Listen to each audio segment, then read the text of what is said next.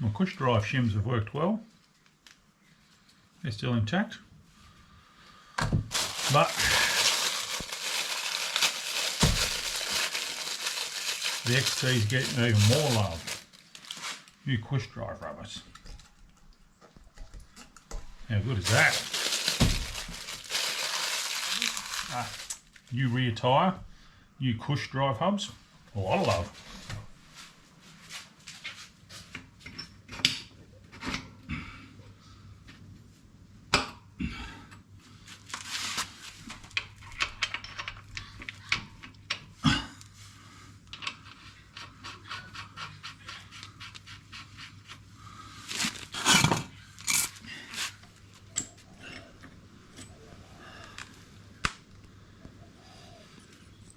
New brake pads.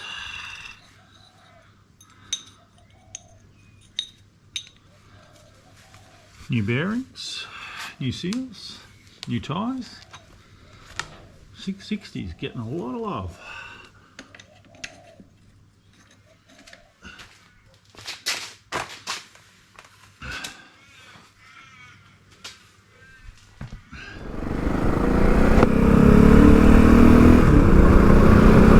Sunday afternoon.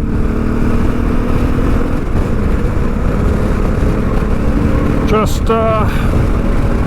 gave the Tenere a lot of love this morning. Yeah, just give her the once over. So I took it to the car wash just to give it a bit of a freshen up. And now I'm out making sure she's all running nice, ready for the next trip. But it's always nice when you go and spend a heap of time on your bike just to go out, enjoy it for a couple of hours. So I'll head somewhere and do a loop back home in time for a beer or a Canadian club. I don't even know where I'm going. Looking a bit stormy out there. So we might just turn right and go back that way somewhere.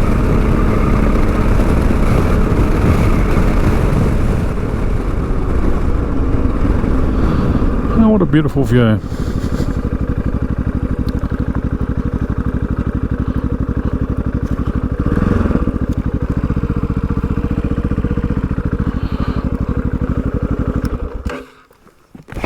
Maybe it's time to stop and smell the roses. They smell nice.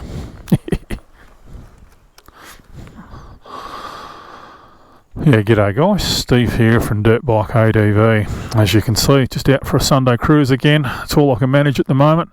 Obviously we're coming into Christmas and the building industry is always busy time coming into Christmas, so but happy to get away on a Sunday.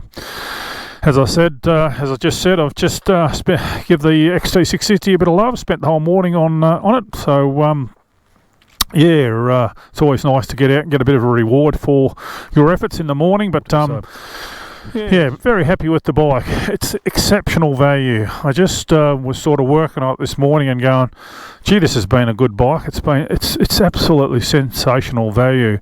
It's cost me well under 10 grand, even with all the bits and pieces that I've put on it. So when I bought the bike, I sold a lot of gear. It had the standard Yamaha panniers. I don't like them at all. I'd never use hard panniers. The first time you drop it, they're wrecked. So bought myself a set of Barrett racks there and a Barrett exhaust, and put soft panniers on it. I bought the Jivy bash plate for it. Obviously I bought a Winners Inc. Sticker kit for it as well, and just to tidy it up a bit. One of the things I did to customise it a little bit too was to cut the subframe, which didn't cost me anything obviously, but just to get the seat reshaped and reupholstered. That obviously cost me money. But other than that, not a lot more. But some driving lights, and I think that's basically it. I've since put the bark busters on after having my little accident and breaking my collarbone in the little desert, but yeah, I do those Yamaha bark busters weren't that good. They didn't protect your hands from the cold wind too much. So on that particular trip, I'm thinking, I'm probably going to get a bigger set of bark busters of some description. So that's what I've spent on it, and even with allowing for all that, it's cost me under 10 grand this bike. And yeah, it's absolutely fantastic value when you compare what else is on the market. the T7s and the 690s and the 790s, you're starting at sort of 15, 16, 17 grand for a reasonably late model one. But it's hard to find older bikes like this that are all well set up. So 23 litres of juice up there. Got the screen, got protection, got a super strong subframe. So yeah, it's just a bike that doesn't require a lot to set up for touring, so to speak. My only downside, it's heavy. It's very heavy. 207 kilos with about 300 kilometres of range. That's the downfall of the bike in my opinion. But as I said, it's definitely a touring bike. I've since bought the Sherco now, and that's going to be my ADV bike. So yeah. But anyway, guys, I'm going to keep moving. We're just doing a loop on a Sunday, as I said.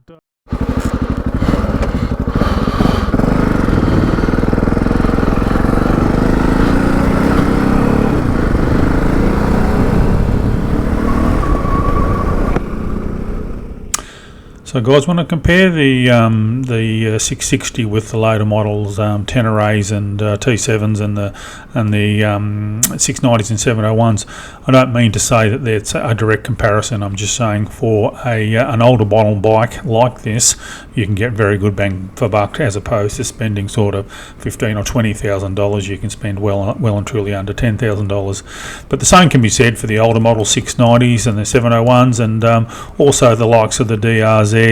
Sometimes even you'll find a good BMW Certeo, which are a single cylinder, reasonably light single cylinder BMW.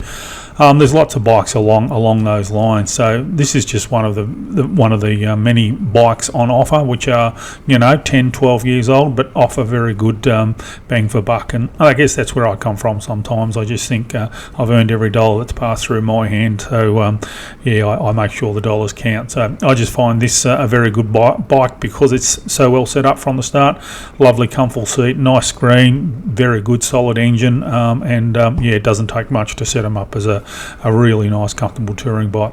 But there's plenty of other options in the market, guys, and I do encourage you always to look around and don't be afraid to try different brands. It's one of the things I like. I'm always happy to try different brands and different bikes, and I'm on a bit of a journey, and I'm taking the camera with me, so I'm always looking to try different things and try different bikes and try different brands. So anyway, guys, thanks for watching. I'm heading off here to the local brew house. I end up having a couple of beers and sort of tootle home a very happy camper. Thanks for watching. We'll hope to see you out in the trail soon.